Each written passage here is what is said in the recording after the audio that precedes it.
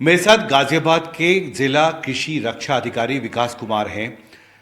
इस बार गर्मी ज़्यादा होगी, औसतन जितनी होती है मैक्सिमम टेम्परेचर औसत से ज़्यादा रहेगा, हीट वेव ज़्यादा लंबा समय तक चलेगा। कृषि के संदर्भ में इसका कितना असर होगा और गाजियाबाद में क्या तैयारी है आपकी? जी, देखिए गर्मी के समय के लिए सरकार के द्वारा एक बहुत अच्छी स्कीम चलाई जा रही है।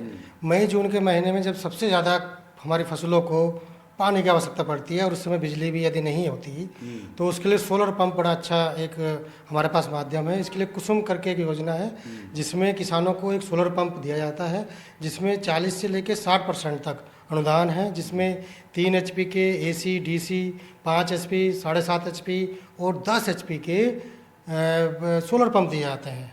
जिससे कि अपने उसमें क्या है कि वो सोलर पंप वो किसान अपने खेत पे इंस्टॉल करेगा।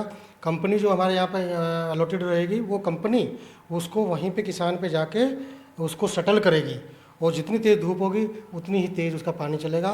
करीब 6 इंच का उसमें उसका पंप होना चाहिए, जो इंजन सेट उसके पास किसान के पास होना चाहिए। तो वो किसान अपना अप्लाई करेगा यहाँ पे ऑनलाइन ही। उसका बड़ा अच्छा समय चल रहा है, किसान अपना ऑनलाइन कर सकता है। जब भी इसका ये चलता है तो विज्ञापन इसका आ जाता है अखबार में, जिससे किसानों को पता लग जाता है। वो अपना पंजीकरण कराकर उसमें जो उनकी आवश्यकता होती है 3 एचपी, 5 एचपी, 7.5 एचपी और 10 एचपी, उसके हिसाब से वो भर देते हैं। उसकी एक टोकन मनी जमा होती है, और उसके बाद वो फिर जो किसान का अनुदान है केवल वही लिया जाता है उसमें।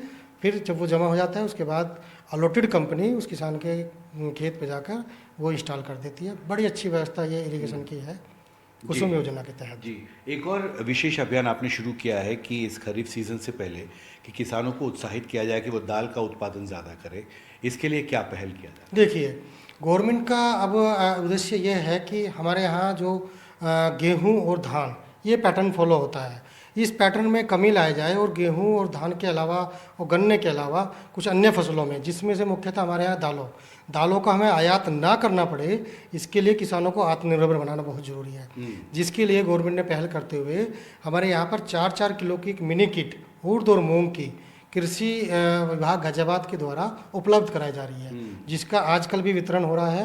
वो ये बड़ा सिंपल है, किसान आता है, वो अपना अंगूठे से उसका आइडेंटिफिकेशन हो जाता है आधार के नंबर लगाकर, और उसको वो केवल मुफ्त में ही एक किसान को दे दी जाती है। कितना बीज दे रहे हैं आप?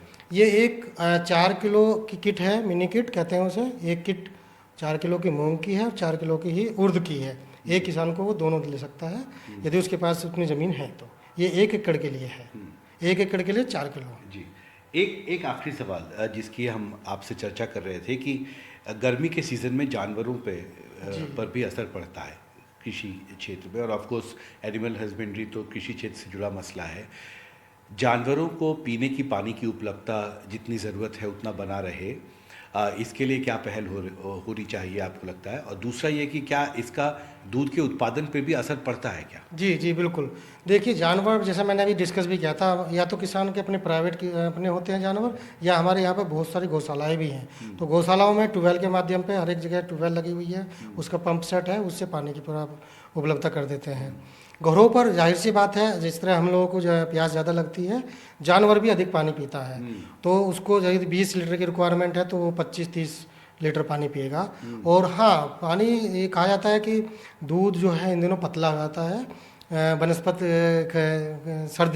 सर्दी में दूध जो है थोड़ा गाढ़ा रहता है, इन दिनों थोड़ा दूध पतला हो जाता है, पानी दूध पतला होता है, पतला तो रहता है। इसके प्रोडक्शन पे भी असर होता है। प्रोडक्शन अगर पानी कहीं पे संकट है तो वहाँ दूध का प्रोडक्शन क्या कम होने की हाँ, आशंका रहती है? ये है कि जो उस जानवर की रिक्वायरमेंट यदि पूरी नहीं होगी तो उसका ओवरऑल बॉडी पे भी इम्पैक्ट पड़ेगा, उसका वजन पे भी इम्पैक्ट पड़ेगा, और जाहिर सी बात है फिर अल्टीमेटली उसके दूध पर भी इम्पैक्ट पड़ेगा। ठीक हमारी तरह ही, जिस तरह हमारा अगर हम पानी नहीं पिएंगे तो हमारा वजन घटेगा तो हमारी सारी चीज़ें इम्पैक्ट होगी। उसी तरह से जानवर का भी वजन भी इम्पैक्ट होगा, प्लस उसका ये इसका बॉडी प्रोडक्ट है, ये प्रोडक्ट है, इसका बाई प्रोडक्ट है, शरीर से निकलता है, उस पर भी उसका इम्पैक्ट जाहिर सी बात सीधे सीधा पड़ेगा। तो यानी सतर्क रहना होगा। जी जी जी जी, सतर्क रहने की आवश्यकता है। सभी जानवरों को पानी, उनकी आवश्यकता के हिसाब से पानी पिलाने की आवश्यकता है, वो ज़रूरी है बहुत बहुत। जी, हमसे बात करने के लिए शुक्रिया विकास जी आपका। Thank you. तो गाजियाबाद से मेरे कैमरा सहयोगी आजम सिद्दीकी के साथ हिमांशु शेखर, एनडीटीवी इंडिया।